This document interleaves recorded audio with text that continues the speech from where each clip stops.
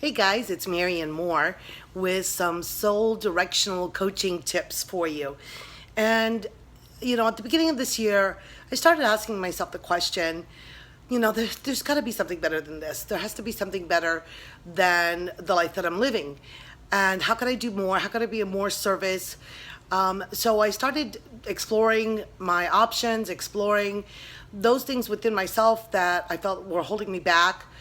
And one of the things that I was able to kind of redefine for myself as to why I do the Akashic readings, as to why I do, want to be of service to people. What was my reasoning behind it? What did it create in my life?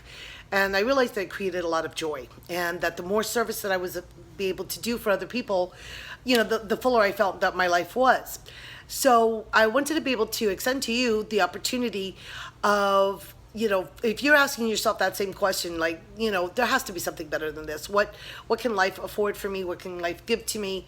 And how could I be of service of others? How could I make that all come into play?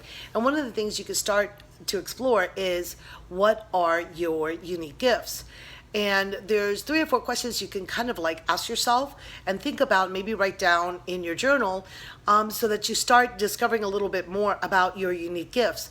And one of the things that people kind of take for granted is that one thing that identifies what a unique gift is that it comes to you naturally. That it's easy and natural, and it's something you've probably always done, and yet, do not, you don't even think of it as being a natural gift of yours. The other thing is, it's something that you love. It kind of like just lights you up inside when you talk about it. It gets you motivated. Your heart races a little bit. You get excited. You get anticipated. When you're going to be doing this. The other thing is, the third tip would be a question you could ask yourself is, do you get lost in time when you do it? Like, do you just totally lose track of time? Like, you could be doing this for 4 hours, and all of a sudden you look at the clock and you go, oh my God, it's 5 o'clock in the afternoon, and I've been, doing this for 3 hours and didn't even realize what time it was. So those are some of the tips, some of the questions you could ask yourself as to what are your natural gifts. And so if you would like to explore a little bit more of that, I invite you to follow me on Facebook. I will post links below.